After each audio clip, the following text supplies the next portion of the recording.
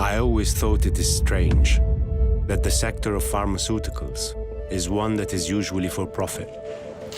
Does this mean that the profit and loss formula controls the decision of what medicine to produce, even for cancer medication?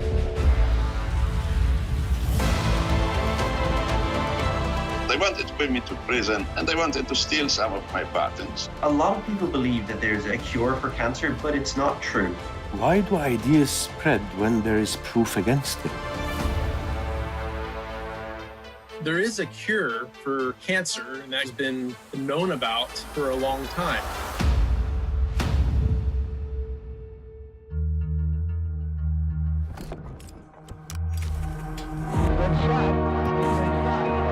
Has crashed into one of the towers.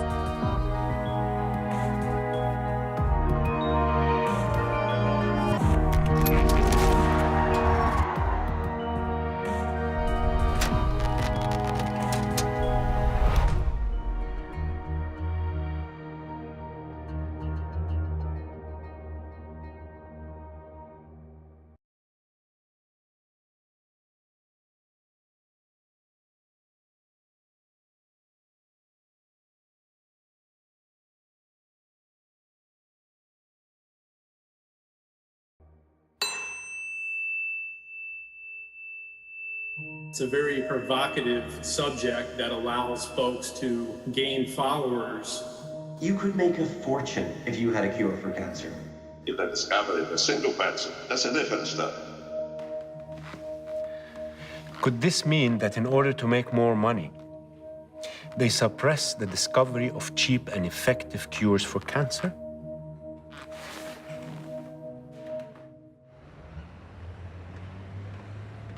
I am human, so deep down in my gut I have the fear of death. Fear for my death to an extent, and an extreme fear for the death of those I love.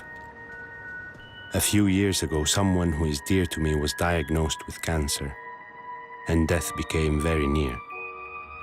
This pushed me to search for any cure or treatment that could help. I found that much has been said about this.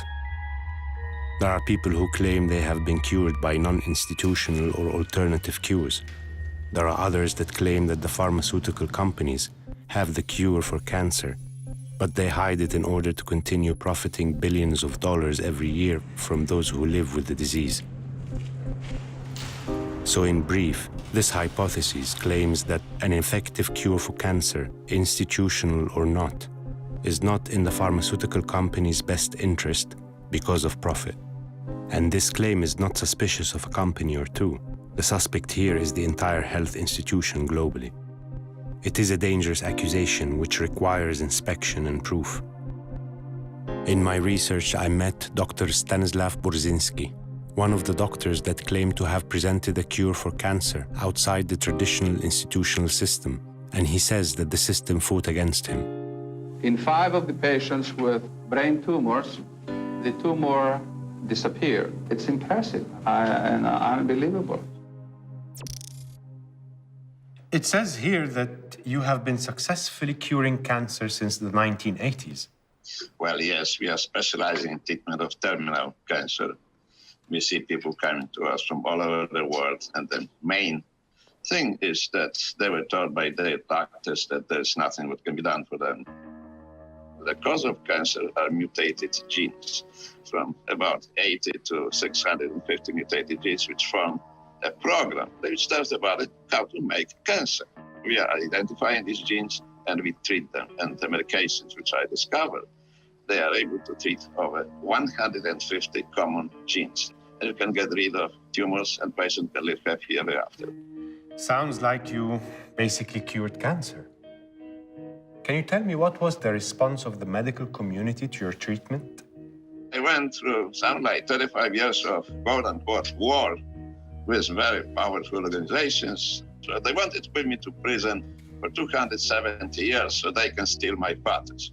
And finally, about 4 years ago, we won, and I believe that we are beginning a peaceful millennium. The question is, who is the discoverer? If the discoverer will be one of the largest pharmaceutical companies, then it will go right away. If the discoverer is a single person, who came to the United States with $5 of his possessions and built his own research center, pharmaceutical factory, and a clinic. Well, that's a different story. According to the World Health Organization, Arab countries show a steep rise in the number of cancer patients. In 2012, there was more than 1 million deaths caused by cancer in the Arab world. And the region is expected to see an 80% increase in the number of patients between the years 2020 and 2030. Millions of people need an effective cure for cancer, a cure which some argue there is a conspiracy to hide. A conspiracy so huge that some people argue it would not stay secret for long. One of these people is David Robert Grimes. Do you think there is a cover-up to hide an effective cure for cancer? A lot of people believe that there's a cure for cancer being suppressed by big pharma because they'd lose all the money that they get treating people. And they'll postulate all sorts of strange things they claim cure cancer that aren't profitable for big pharma. It's a nice story, but it's not true. Cancer isn't one disease. Cancer is a family of over 200 known diseases, some of which respond to radiation, some respond to chemotherapy. They're all very different because they're all mutations of different types of cells. So the idea of a single magic bullet for cancer is a bit misguided.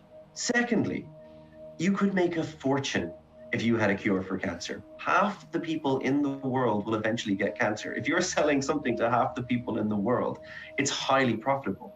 And you can, absolutely. I'm sorry, can I just interrupt you there? Did you just say that half of the people of the world will eventually get cancer? Essentially, if you live long enough, you roll a genetic dice. Every day you live, you roll a little chance of getting cancer. If you live long enough, your odds on getting cancer go up. It's not that the world is becoming more carcinogenic. We're getting cancer because we're living longer. I must say, I like the fact that you use statistics to support your argument. From that perspective, if there is indeed a conspiracy to hide a cure for a variety of cancers, how long will it take the world before such a conspiracy is uncovered? I actually looked a few years ago at the probability of being able to keep huge conspiracies quiet. I also looked at cancer.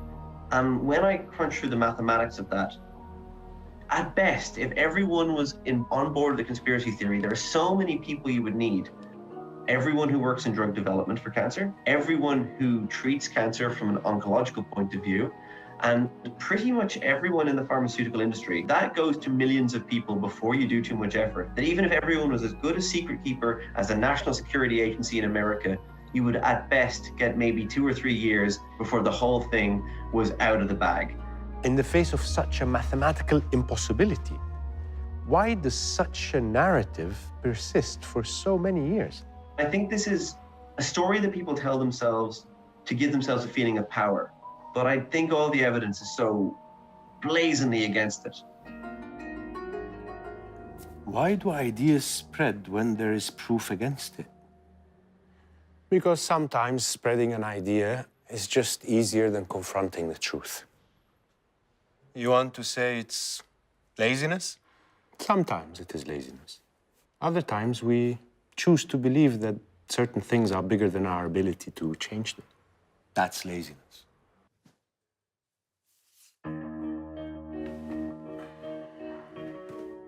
It's mind-boggling. Information travels, true or false. إنه الخلايا السرطانية تعيش على السكر، يعني غذائها الرئيسي هو السكر. I'm going to start treating it with cannabis oil. It travels among people. People who know what they are talking about. And people who have no idea, but are emotionally invested. But facts are not something you can pick and choose from, like a suit you want to wear. After I talked to Grimes, I read an article for him where the conspiracy theory of the hidden cure of cancer is described as the zombie theory. It never dies no matter how many times you kill it. Maybe people believe in such theories because they lost faith in the system, or because they want to hold on to hope, especially the patients themselves. Maybe someone who went through the experience can explain why this myth lives. Glenn Savin is a cancer survivor and coach who may have answers. Why do you think the rumor of a cancer cure cover-up is so pervasive? I think it's two parts.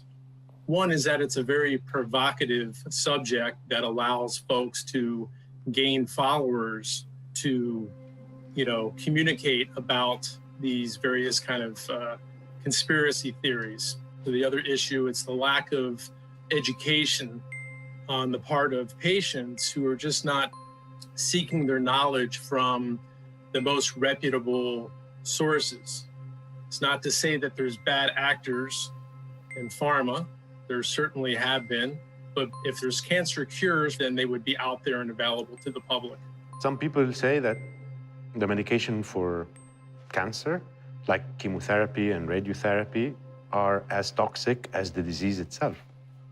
One of the things that folks that maybe align with this conspiracy thinking have to do with the fact that different chemotherapeutics, different drugs, and radiation oncology creates a pro-cancer environment that's really important for the host, the patient that's undergoing these therapies, to be well protected. There's a lot of things that patients can do to get through these toxicities with less of these terrible side effects and even potentially reducing the long-term side effects. That is not communicated as well as it should be.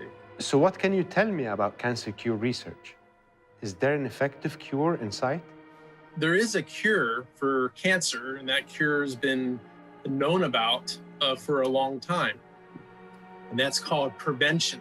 Healthy, clean eating, movement, stress reduction, restorative sleep, being aware of your environment. All these things play a major factor in allowing cancer to present itself.